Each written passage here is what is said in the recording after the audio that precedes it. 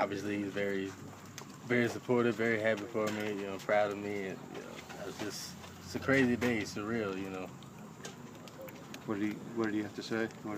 No, he just said he was proud of me, happy for me, and it's just obviously it's surreal for him he played 11 years in the league, and to see he watched us grow up, knew what we wanted to do, knew what our goals were, and to have one of us, me be the first one to reach that goal, that was obviously big for him. Ray, what do you think clinched it for you?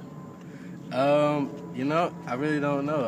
I think maybe my body at work through camp.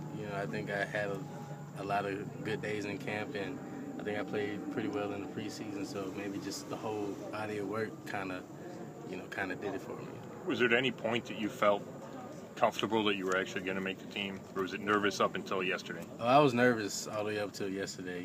Because you never know what the coaches are thinking. You never know what the GM's thinking. All you can do is control what you can control. So, I just tried to, do my best in the preseason games and in practice, and let the chips fall where they may. What excites you most about the position, which is one that it's kind of been devalued the last couple of years around the league? To me, just hitting people, honestly, and just playing the game that I love. I have a lot of fun playing the position. Me and my dad talk about it all the time. There's not a lot of people that can honestly say they enjoy playing fullback. You're hitting your head against a brick wall pretty much every day, But I really love it because, I get to be physical, and I love playing the game of football. Every time I step out here, I get a tingling feeling in my stomach just because I just love the game so much, and I can't imagine being anywhere else. Did you, when you were in Washington, did you get a chance to talk to before the game or after the game their fullback, just looking for pointers because of how successful they've been with the fullback? I wanted to talk to him, but he had already started talking to Kyle Shanahan, so I didn't want to really interrupt. But I definitely tried to go say hi to him, but he was a little preoccupied. I would love to talk to him though. Coach said you never looked like being in the NFL was too big for you, that you fit in kind of right away, even for an undrafted rookie. What do you attribute that to? I think being around the game my whole life, with my dad playing for so long, and I was always around the teams that he was on, and being in the locker room. So, those guys, watching my dad and other guys like Isaac Bruce and Torrey Holt, they showed me how to carry yourself, in the NFL setting. And as far as being out here playing, to me, it was just football.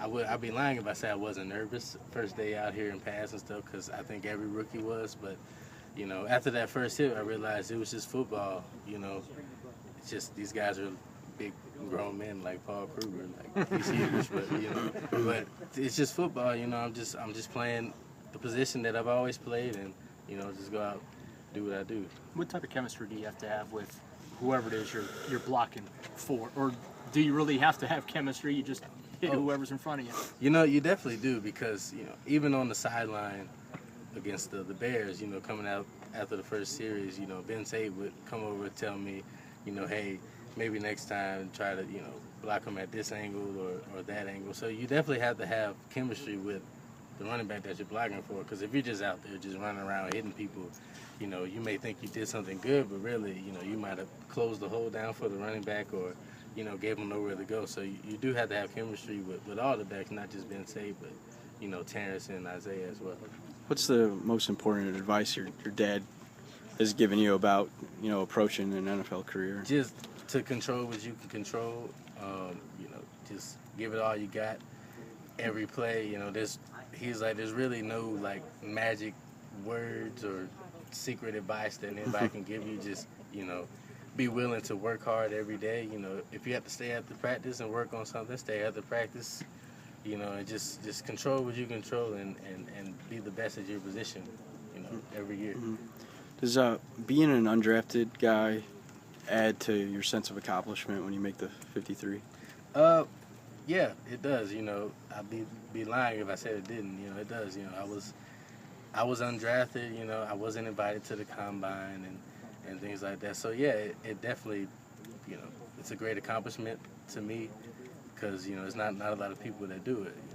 You look around the league, there's a lot of teams that didn't keep any of their undrafted rookies, and for me to be one of the few that was able to stick. That's really special to me. Are you kind of curious what to know what it would be like? What would you do if you did get a chance to carry the ball a few times? Yeah, I do, and I think everybody would be pretty surprised at how well it goes, honestly. I would love to get a few carries, 3rd and 1, first down, 1st and goal, touchdown, spike the ball, all that good stuff. But yeah, I would love to get a carry out, but that's up to Kyle. Kyle's plays. What about your Twitter handle? You're going to change it from underrated to now you're not underrated anymore. You're on the squad. No, I don't think I'm ever changing the Twitter handle.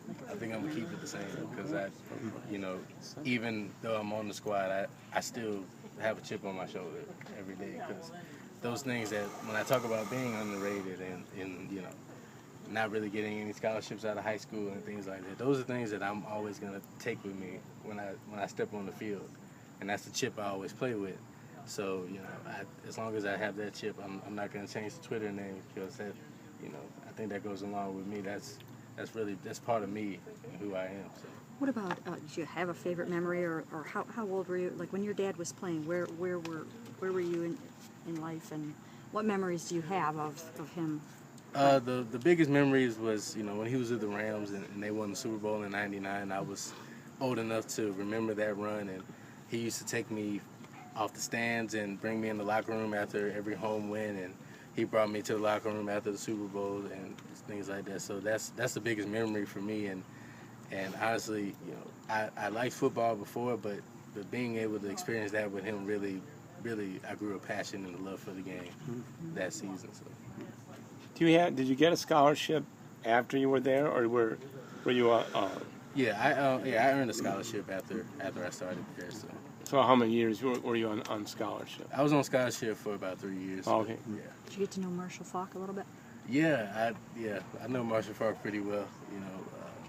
We talk from time to time on the phone. So. Wilbur Montgomery was there too then at that time. Yeah. So he's now your coach. Mm-hmm, running back coach. That's crazy, right? Circle of life.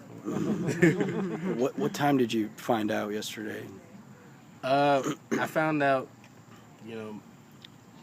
my coach kind of called me earlier in the day and told me, so I think it was around maybe 11 or 12 that I found out. Is it Wilbur called you? Yeah. And what was your initial reaction? I mean, did you dance or throw the phone? Or?